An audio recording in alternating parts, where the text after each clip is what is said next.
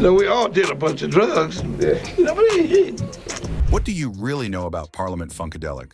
Was it all about wild parties and funky beats? Or is there a darker story behind the music? How did this legendary band rise to fame? And what secrets were hidden behind the flashy costumes and powerful grooves?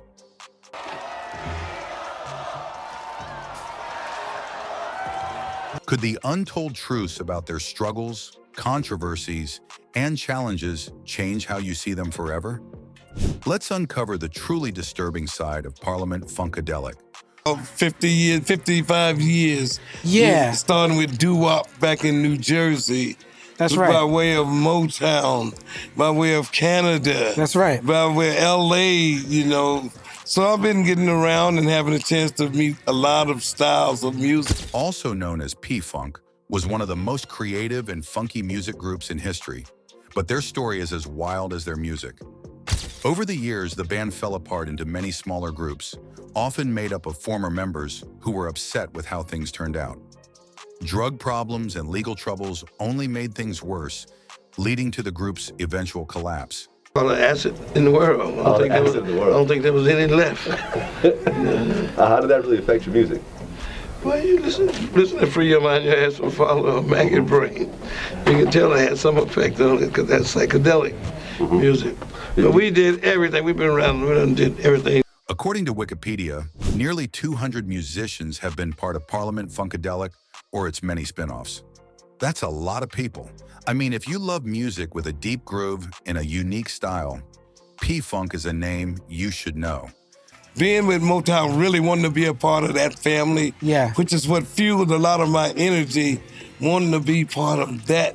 Right. Wanting to live up to working with, Ray Gordy in the New York office, that we had to form our own part of Motown by doing funk.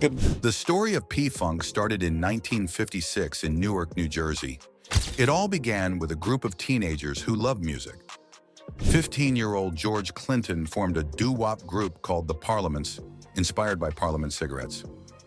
By the early 1960s, the group settled into a 5-member lineup: George Clinton, Ray Stingray Davis, Clarence Fuzzy Haskins, Calvin Simon, and Grady Thomas. They rehearsed their songs in a barbershop in Plainfield, New Jersey. George Clinton co-owned the shop, and the group entertained customers while practicing. By 1964, the band added more musicians to their team for live shows. These included guitarist Frankie Boyce, his brother Richard on bass, and drummer Langston Booth. In 1967, after years of hard work, the Parliaments finally had a hit with the song I Want to Testify. Around this time, Clinton started working as a songwriter and producer for Motown Records in Detroit. Fun, and it's a state of mind, but it's also all the ramifications of that state of mind. Once you do the best you can, funk it. By the late 1960s, George Clinton created a full band to support the Parliaments on tour. This group had Billy Bass Nelson, Eddie Hazel, Tall Ross, Tiki Fullwood, and Mickey Atkins. A legal issue caused Clinton to lose the rights to the name The Parliaments for a while, so he pushed the musicians forward and called the new band Funkadelic. Funkadelic had a raw funk sound with heavy rock influences. Their first album was released in 1970. Around the same time, Clinton regained the rights to the name The Parliaments. He created another band called Parliament, which focused on smoother R&B-based funk. And don't you know that I just wanna testify? Parliament and Funkadelic were separate bands, but they toured and worked together under the name Parliament-Funkadelic. This collective grew bigger, adding talented members like Bernie Worrell, Bootsy Collins, Gary Scheider, and the Horny Horns. In the mid-1970s, both bands gained massive popularity. They released albums that topped R&B and pop charts. Parliament's albums became concept pieces, exploring science fiction, Afrofuturism, and social issues. Their live shows were unforgettable, featuring wild costumes, dramatic props like the Mothership, and imaginative storylines.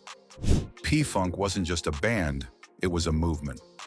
Members like Bootsy Collins created side projects like Bootsy's Rubber Band, and other acts like the Brides of Funkenstein also emerged. Despite changes in the group's lineup, George Clinton remained the driving force behind P-Funk, inspiring a new wave of funk music and culture.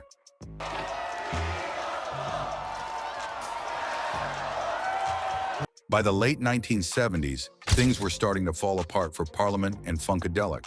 Some of the band members became unhappy with how things were going. These members didn't like the way the band was being led by George Clinton, who was the main leader. As a result, they decided to break away and form their own groups. One of these groups was called Quasar, and another one was called Mutiny. These splinter groups began to criticize Clinton's leadership and felt that they could do things better on their own. While these new groups were trying to make their mark, there were also problems with the name Funkadelic. Some former band members who had left the group started to release music under the name Funkadelic, even though Clinton and the remaining band members still owned the rights to it.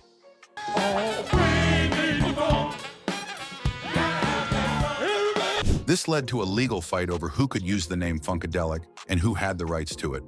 The situation caused a lot of confusion among fans who weren't sure which version of Funkadelic was the real one. It also caused a lot of tension between the former members of the group and George Clinton. The legal battles over the name continued for some time, with both sides fighting for what they thought was right.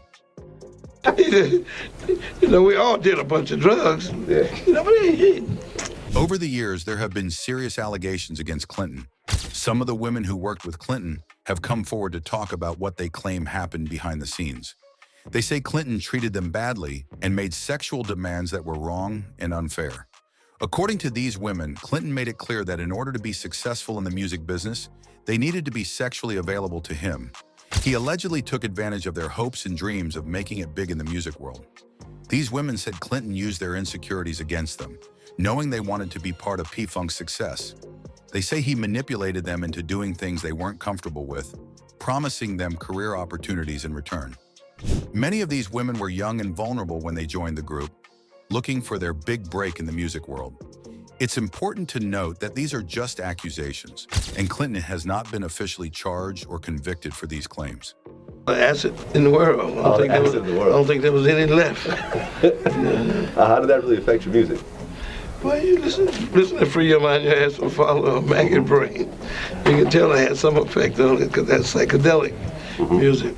But we did everything. We've been around, we done did everything. By the mid-70s, Clinton relaunched Parliament and signed them to Casablanca Records, home of Donna Summer and Kiss.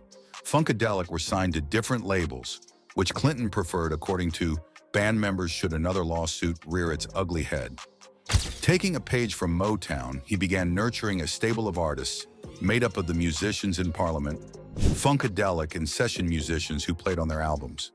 As the hit records started piling up, the musicians who played on them started asking about money. According to some, they received only $20 or $50 at the end of tour. Others claimed they were paid in drugs. Former manager Robert Middleman counters that band members owed Clinton for drugs consumed on the road, and he merely collected it out of their wages when they returned from tour. When one enterprising band member began selling drugs to his tourmates to cover his meager pay, Clinton allegedly posted a sign which said, "No drug dealing unless authorized by George." Chill it all. It's like, you know, we all did a bunch of drugs. Yeah. You know, but yeah, no problems.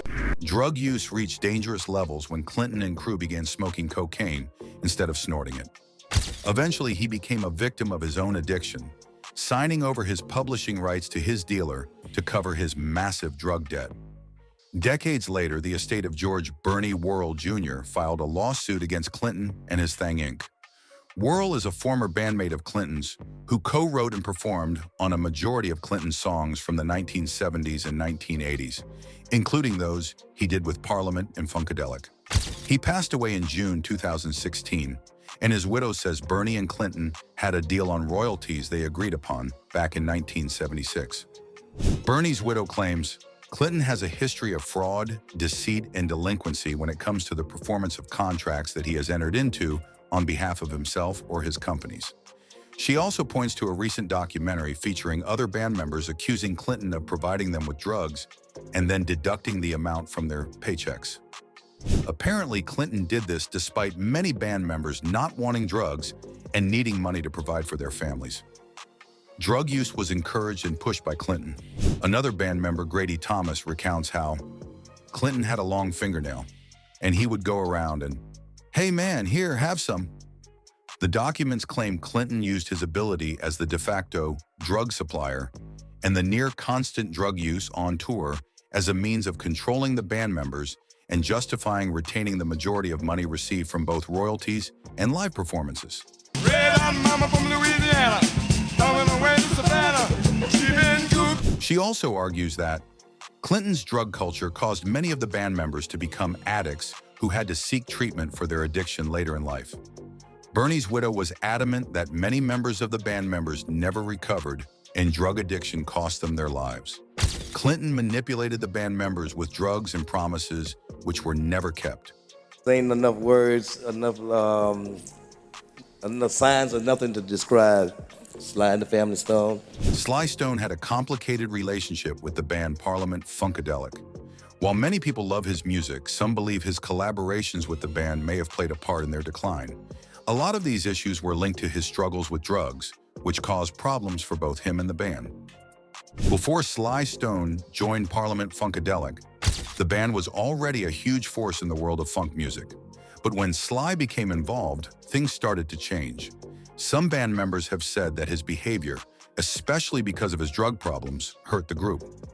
Bob DeDecker, a musician who worked with Parliament-Funkadelic, said it best when he said, "Sly became part of the touring band and the recording band, and it was the end of Parliament-Funkadelic.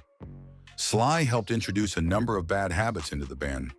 It seems that Sly's influence, especially when he was using drugs, created a lot of tension and caused the band to lose its focus." Right? I'll tell you what, I got some secrets about drugs that I just came about a little recently. The reason why I started and the reason why I didn't really quit. Sly's addiction made it difficult for him to work with the other musicians. Drummer Dennis Chambers, who played with Parliament-Funkadelic, shared his thoughts about Sly. He said, "Sly was a chaos kind of guy. He creates chaos. We heard he was going to be with us, and we didn't know how it was going to work out. He was a real nice guy when he wasn't on that stuff." Dennis's words show that Sly could be friendly and fun to be around when he wasn't using drugs. But when he was, everything became chaotic. As mentioned, drugs weren't new to the band. P-Funk, as fans call them, had already been involved in drugs before Sly joined. However, his impact on the band wasn't as big as some people think. He only appeared on a few songs with them, mostly on their album Electric Spanking of War Babies. His role in the band wasn't as large as others might imagine, and his influence on their success was limited. From 1976 to 1979, P-Funk was at their peak, with a lot of success and hit songs. But by 1981, things weren't going as well for the group. They hadn't had a hit in years, and their music wasn't making the same impact as it once did.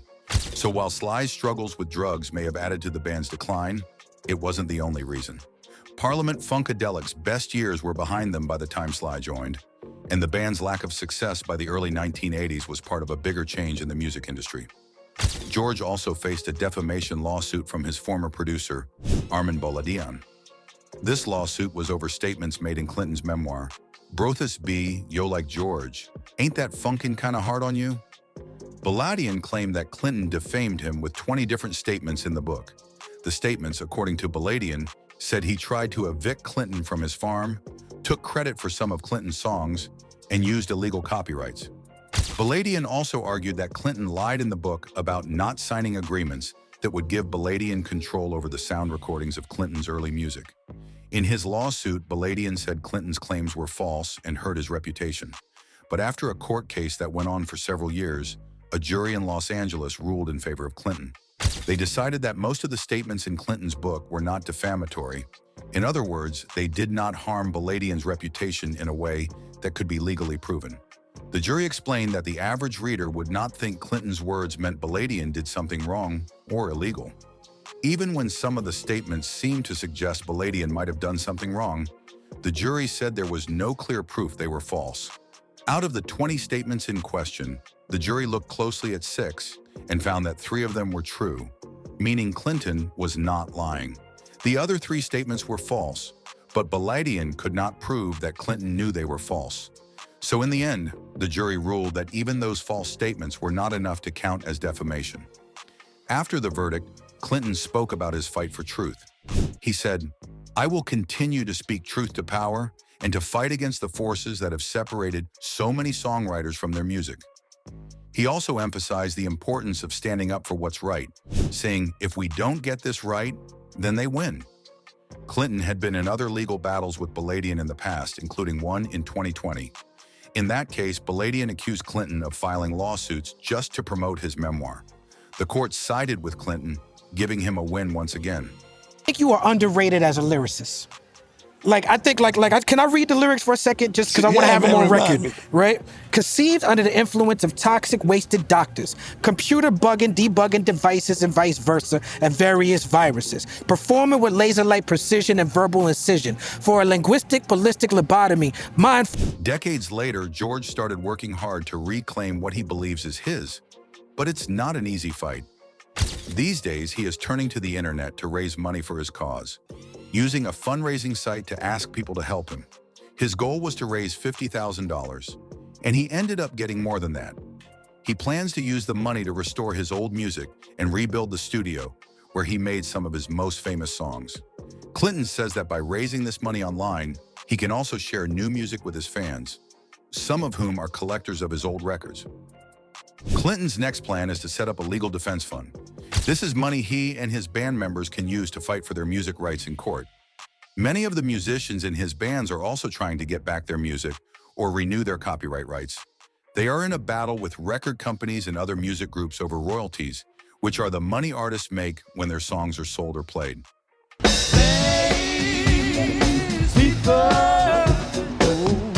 One of Clinton's biggest battles is with a company called Bridgeport Music Incorporated. This company owns the rights to about 170 songs that Clinton and his bands created. According to Bridgeport, Clinton signed away his rights to the music in the 1980s. However, Clinton disagrees and claims that his signature was forged. He has taken the company to court several times to try to get his music rights back. Bridgeport has said little about the case. A lawyer for Bridgeport, Richard Bush, said that they have won every time Clinton has tried to challenge the company in court. But Clinton's lawyer, Jeff Thenish, explained that Clinton had worked with Bridgeport in the past, but things went wrong, leading to court cases. In one of these court cases, a judge ruled that Clinton does not own the rights to the music he made between 1976 and 1983. But in 2005, Clinton did win back the rights to 4 albums by his band Funkadelic, including One Nation Under a Groove and Uncle Jam Wants You. Still, Bridgeport kept the rights to the songs on those albums. Shortly, Clinton filed another lawsuit against Bridgeport for selling CDs with music from those albums. He wants to stop the company from selling music that he believes should be his. Clinton says that he wants to use the internet to release his music independently without relying on big record companies. Then he was at the age of 70. He was still performing and working with lawyers to fight for his rights. He also hopes that Congress will step in and make it easier for artists like him to protect their music and their income. Now let's look at the life of other band members, starting with Now he's sitting there with his head hung low. Bernie Worrell was a musical genius who helped shape the sound of Parliament-Funkadelic, one of the most influential music groups of the 1970s and beyond. Born on April 19, 1944, Bernie's love for music started at a young age. He was trained in classical piano, but his true talent shined when he started experimenting with new electronic sounds. He joined Funkadelic after their first album and soon became an essential part of the group. Bernie was famous for his innovative use of the Moog synthesizer. This instrument was not like the regular keyboards or guitars that most bands used. Instead of a bass guitar, he used the Moog to create deep, funky bass lines that became the signature sound of Funkadelic. Some of their biggest hits, like Flashlight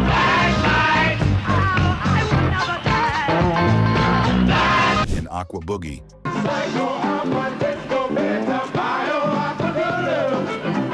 would not have been the same without Bernie's unique sound. Another key member of Parliament-Funkadelic was Bootsy Collins, born on October 26, 1951. Bootsy was the bassist for the group and played a huge role in their sound. His funky bass lines became iconic, and his energy on stage was unmatched. Bootsy also wrote many of the songs and helped arrange the rhythms that made the band's music so powerful. Later, he started his own band called Bootsy's Rubber Band, but he never stopped contributing to the P-Funk family, working on albums and performing with them from time to time. Eddie Hazel, who was born on April 10, 1950, was another important member of Funkadelic. He was the lead guitarist for the group and was known for his electrifying solos. His guitar playing, especially on the song Maggot Brain, became a huge influence on rock and funk music. Eddie had a style that was often compared to Jimi Hendrix, and his ability to play long, emotional solos made Funkadelic's music stand out from other bands. Eddie didn't stay with the group for long, but his impact on their sound is still remembered. Then we have Maceo Parker, born on February 14, 1943, was another key figure in the funk scene. He started out playing saxophone with James Brown's band, but in 1975, he joined Parliament-Funkadelic. Maceo's smooth saxophone playing added a layer of soul to the funk, and his work with the band helped define their sound. Maceo's playing can be heard on many of their tracks, including the famous Give Up the Funk, Tear the Roof Off the Sucker. Next is Walter Juni Morrison, born on June 28, 1954, was also an important member of the P-Funk family. He joined the group in 1978 as the musical director. Juni had already made a name for himself with the Ohio Players and as a solo artist before he came to P-Funk. He was known for his skills on the keyboard, but he also played a big role in writing and producing songs. His work with Parliament-Funkadelic helped them reach new heights. Moving on to Gary Diaperman Scheider, born on July 24, 1953, was another standout member of the group. Gary's unique style, combining gospel-inspired vocals and funky guitar playing, made him a favorite among P-Funk fans. He was often seen wearing his signature diaper, which became part of his iconic look. His voice can be heard on many of the group's songs, and he played an important role in their success. Michael Kid Funkadelic Hampton, born on November 15, 1956, joined the group in 1973 when he was just 17 years old.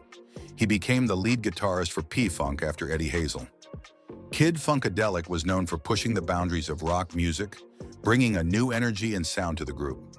His guitar playing influenced many rock and metal musicians in the years to come. Finally, another important figure in the P-Funk family was Glenn Goins, born on January 2, 1954. Glenn joined the group in 1975 and was known for his powerful vocals and guitar playing. His soulful, gospel-inspired voice was a key part of the band's sound. Unfortunately, Glenn passed away at a young age from Hodgkin's lymphoma in 1978, but his contribution to the group's music lives on. Each one brought their own unique style to the band, whether it was with vocals, percussion, or instrumental solos. Their contributions helped make Parliament-Funkadelic one of the most influential music groups of all time.